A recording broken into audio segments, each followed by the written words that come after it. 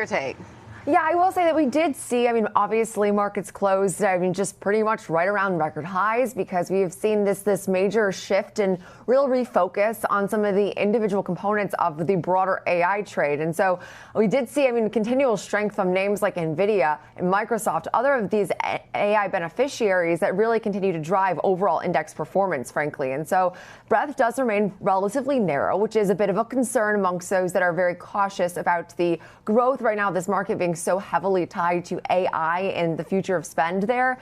But we have seen cloud and software names have actually amazingly rallied back pretty aggressively to kick off this next few months of summer trading, with many names now back to around 8 to 12 times their forward revenue, despite only still seeing mid-teens growth. And so that does set a high bar for earnings, and it leaves many vulnerable to, say, any degree of guidance misses. But so far, we know that earnings have been relatively strong. We also have seen rates as a key driver still in this market, Diane, but not necessarily derailing the overall risk appetite. And the AI capex theme really does continue to still dominate. As we know, massively corporations and their messaging definitely is very heavily tied to still large scale spending on AI infrastructure, as well as just these hyperscalers and enterprises remaining a pretty central part to the overall market here. But as we look at this morning, we are again seeing some more slight positive price activity, which suggests that this bullish sentiment overall, well, I know it wasn't as even last week, it will just, at least it appears right now, set to continue. And obviously there's still a lot of continued rotation under the surface. I think what's going to be a really interesting thing to watch, though, is all of these expected IPOs, the volatility that could potentially, of course, add to the market, as we're expecting to get some of these names, big names, going public in the next several weeks. And so that's definitely something exciting for the markets to look for. Headline by headline, it's been a lot of headlines around Nvidia from this weekend through today. A lot of, handshakes happening over there. Celebratory moments with Jensen Huang appearing at a baseball game, throwing out the first pitch. Notable that the Bears, I believe, lost in that one. And he says, look, listen, it appears to him that tech is on sale. Shares of Nvidia higher right now. Walk us through the latest here. Yeah, and I will say it's been an amazing market to follow because we haven't really seen the full participation of Nvidia in the last several weeks and even months, really. It was sort of stuck in this range before then getting a lot of enthusiasm back into the stock last week that is expecting at least to continue this week based on pre-market activity. So we are higher to this morning. Nvidia, though, and SK Telecom announced that they plan to build now this gigawatt-scale AI cloud in Korea using their DSX platform, with the first AI factory expected to come online now in 2027. So Jensen Huang did highlight that telecom networks are becoming the national AI infrastructure, saying that they connect people and they connect companies as well as devices and machine, and they can now also be the backbone of these new AI clouds. With their DSX, SK can also be building Korea's AI cloud at scale and bringing these various agents and enterprises as well as physical AI companies to Korea and the rest of the world. And so we know that Nvidia also did announce with Naver they will be expanding their sovereign AI infrastructure starting at roughly 55 megawatts, with plans to move some of their gigawatt scale again to that DSX platform to aid its design. But that's really right now a part of their effort to build this AI factory infrastructure that will help to serve various industries, as well as just, again, core part being infrastructure, which is huge. But they called out specifically SK Hynix being this extraordinary partner to themselves, Nvidia, as well as right now co-developing this next generation of various AI factories and in particular memory to, of course, accelerate the global expansion of AI infrastructure, which I think that anytime you hear any ways that we could expand right now that very critical supply of memory, it seems like it's also read as a big win here. And so NVIDIA's been busy. I will say Jensen Huang has been everywhere. I feel like he is in a different country every single week at this point, but definitely at least revising some of the recent stagnation we had kind of been in from a stock points. We've actually been on a pretty nice run now in NVIDIA for several sessions. The thing that continues to be the most important is the AI trade. Mm-hmm. And the AI trade, as we also know last week, was not working. Yeah. Kind of all of a sudden, but kind of not surprisingly at the same time. We've had a bunch of people saying, like, you had Jonathan Krinsky, for example, over at BTIG saying things were getting overbought, right? And then it seemed like Broadcom was sort of the catalyst-ish or excuse, depending on how you look at it, for the sell-off. but everything maybe is okay again this morning. What was interesting to me, just sort of going through some of the stats, was how narrow the sell-off really was. So you look on a sector basis, you have your 11 sectors in the S&P 500. The only one that actually underperformed the S&P was tech. Tech fell almost, XLK was down almost 7% on Friday, got absolutely whacked. And so did the semiconductor index. Semis down 10%. But you zoom out, semis are still up 80% this year. They were up 100% for the year when the S&P 500 hits last record last Wednesday. So it just sort of makes a little bit of sense that at some point people are going to take profits. You're not just going to sit in a trade that keeps going up just to sit in it at some point. And once you get a little bit of de-risking, you're going to get a lot of de-risking, right? You're going to have a lot of triggers start to go off there. So I think when you think about the near-term trade, it probably does make sense if you have a little bit more chop and maybe lower is your next direction. If we're talking about the next 100 points on the S&P at this point, I think it would make sense that you maybe go a little bit lower from here. I also think it's a catalyst issue at this point. What are your two big catalysts this week? You have a massive potential volatility, interesting event with the SpaceX IPO, and you have another CPI report that isn't supposed to be great. So what makes people come into the market and buy tech stocks this week? I don't really know, but it doesn't seem like there's a lot, at least on the schedule. It's because Jensen told them they should. Yeah. Maybe that's what it is. Yeah, Jensen Huang is in Seoul, and where we saw steep sell-off overnight in the Kospi, and in stocks like SK Hynix, even after Nvidia said it was sort of intensifying its partnership with SK Hynix. But he was asked about this, and he said you should be very happy because now you can buy at a discount in those tech stocks. I mean, it's not surprising that he's going to say this. He's also his company itself is also an investor in a lot of these tech stocks, right? So I don't think we can point to that as like the spark. But again, it's always, you're always trying to figure out in this market, is it a catalyst or is it an excuse? As chip stocks recovered from a $1 trillion wipeout on Friday that caused the Nasdaq Composite Index to drop 4%, tech stocks rose on Monday morning. Semiconductor names were elevated on Monday by remarks made by Nvidia CEO Jensen Huang in Seoul, South Korea. According to the AI kingmaker, investors should be excited about the market decline since it presents a chance for traders to make purchases. Regarding the future of artificial intelligence, Huang stated, "We're at the beginning of it, and whatever happened to the stock market, you should be very happy because you can now buy at a discount." The company's demand update and Oracle's earnings on Wednesday provide more impetus for this week's AI trade. In other tech news, Apple will hold its yearly Worldwide Developers Conference, WWDC, at its headquarters in Cupertino, California, on Monday. It may indicate a revitalization of Apple's AI approach and will be Tim Cook's final conference for Apple developers as CEO. Investors will be looking specifically for Apple to introduce an AI-enhanced version of Siri. Ahead of SpaceX's Friday IPO, excitement is also growing. With Elon Musk's rocket, satellite, and artificial intelligence corporation valued at almost $1.8 trillion, the IPO is anticipated to be the biggest on record. Additionally, it might make Musk the first trillionaire in history. On Monday, Nvidia CEO Jensen Huang responded to last week's disastrous semiconductor sell-off by noting that the artificial intelligence build-out is still in its early phases and referring to the sell-off as a buying opportunity. Huang framed this week's $1 trillion-plus wipeout in chip stocks as a short-term positioning event rather than a sign of structural weakness in AI demand, stating that we are at the beginning of the AI revolution. The sector experienced its worst single session since March 2020 on June 5th, when the damage was concentrated. On that day, Nvidia alone lost $13.56 per share, or 6.2%. The selling was sparked by two factors: Broadcom's poor AI chip guidance for the previous quarter, which had already raised questions about whether ambitious AI capital expenditure expectations could be met, and a May jobs report that showed 172,000 new payrolls, more than twice analyst expectations, which stoked fears the Federal Reserve could raise rates. Chief equity strategist at Wells Fargo.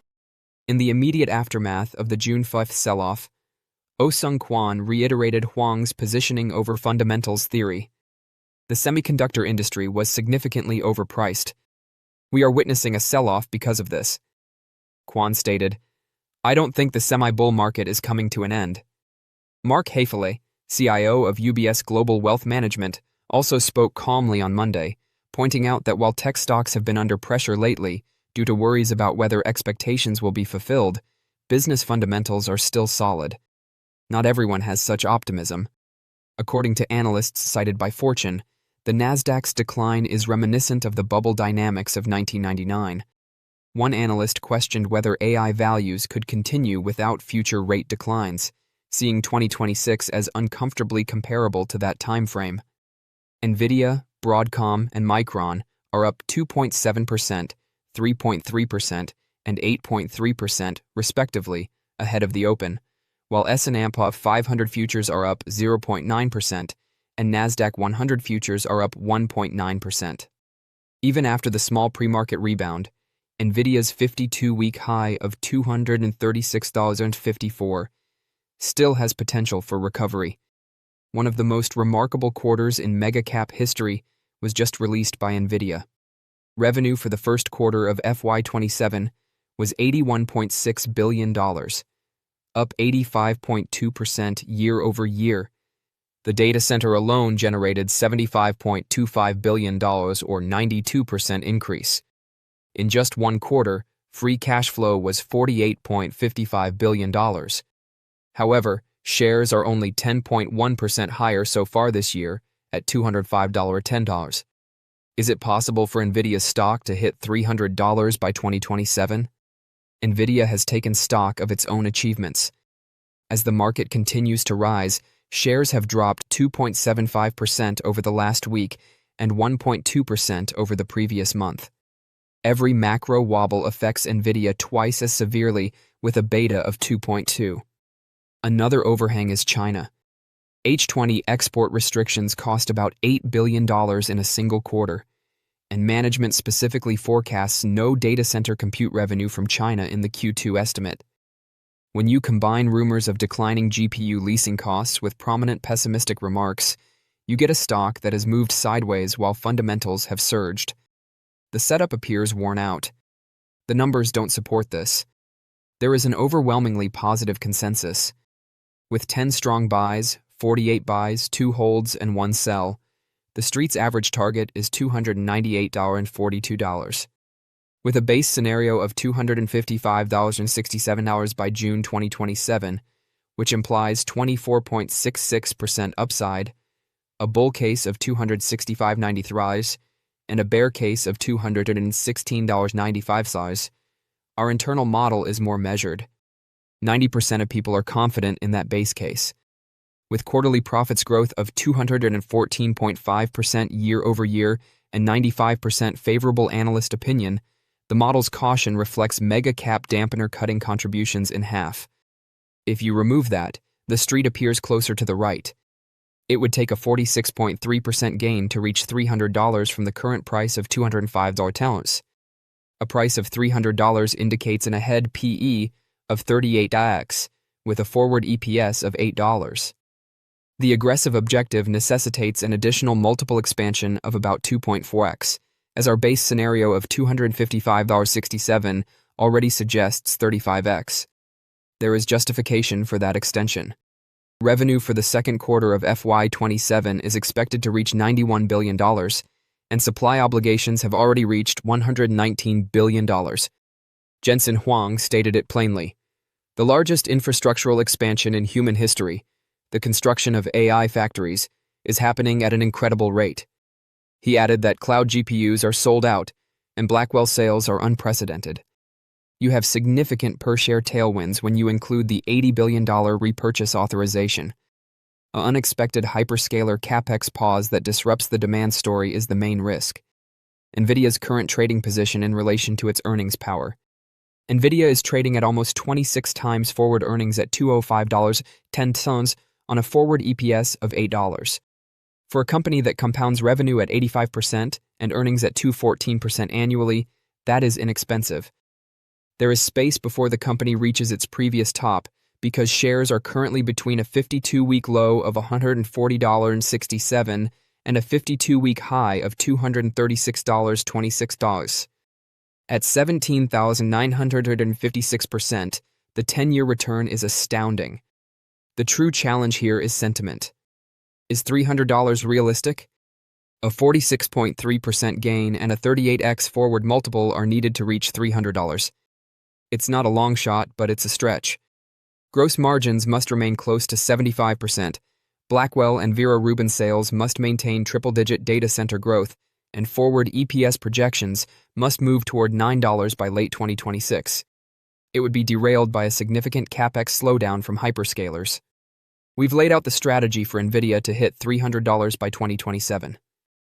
And I'm curious, Eric, what your reaction is to Anthropic telling everybody, slow down, but by the way, we're going public, so buy our stock. Yeah, I mean, that has been typical for them from the beginning. They feel like if everyone's going to be racing ahead, that it makes sense for the most responsible player to be ahead, yet they think everybody should have the option. The option, they said in the most recent post, for a slowdown if that becomes necessary. So, but, there's some people who cynically say this is marketing. If you tell everybody that, you're going to that everything's going to be so terrible, it means that you have to be so successful to make it so terrible. I mean, there is sort of a hypocritical nature to all of this. I think that's a fair criticism, and yet they've been very consistent about this from long before they were really famous. So I guess that's my perspective. I knew them when they had just left OpenAI to start Anthropic at a time when what was going to happen was still very much up for debate. And they were just very consistent that they have had this concern from the beginning that these AI agents may eventually lose containment, that humans may lose control over what they do. And therefore, we have to be extremely careful about how the technology is developed and how it's deployed. And I think given that the capability of the technology is still unknown, it depends on these really, really arcane empirical questions about the nature of intelligence. No one really knows how far these scaling rules can go. I think it makes a certain amount of sense to proceed cautiously. There's some people who actually think that maybe AI is not far enough along and may not become far enough along. Interestingly, Dario's sister was just interviewed about job losses. And, a lot of people have been trying to ascribe job losses to AI. You'd think that actually would be good for AI. She said she doesn't actually think the job losses are here yet. What do you think? Oh, I think that's absolutely correct. I think so many of these corporate layoffs are just the typical corporate purging, but if you put the AI label on it, then your stock goes up instead of down. I think it's very, very, very early to see the impacts of AI. We see the data that many companies that have adopted AI have not seen any productivity improvements, let alone 40% across the board improvements. The benefits, the people who are gaining the most productivity benefit out of AI are the AI labs themselves. Anthropic recently claimed that they are up to 80% of their code internally is being written by their own AI agents. But nobody really knows how generalizable that finding is. Will that be true for every company going forward? Will it be true only for engineering and coding? I would probably bet against that. But I think the hype and the buzzwords and the kind of like feeling that AI is here and it's changing everything right now, I think we're seeing a lot of exaggeration in that. And look, everyone's talking their own book because there's this massive financial bubble happening and people are about to make a lot of money from it. So I understand why they're eager to feed that narrative, but I think it makes sense for the rest of us to be a little bit more skeptical. I think, so if we are skeptical, does that then make you skeptical of the current valuations? Yeah. Oh, I think it's look. We'll have to see what's in these in the S1s as we see them. Certainly these valuations are crazy. Now, look, I worked so hard to get people into Anthropic at a $5 billion valuation when nobody wanted to do it, and then I had those same people begging me for the chance to get in at 500, 800, 1 trillion at any price. I'm reflexively skeptical anytime people are willing to pay any price.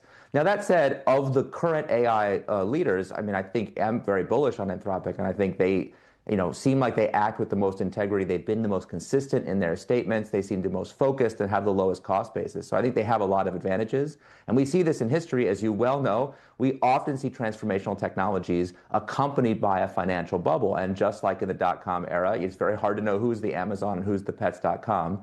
But I think that's the thing that an investor should be thinking about.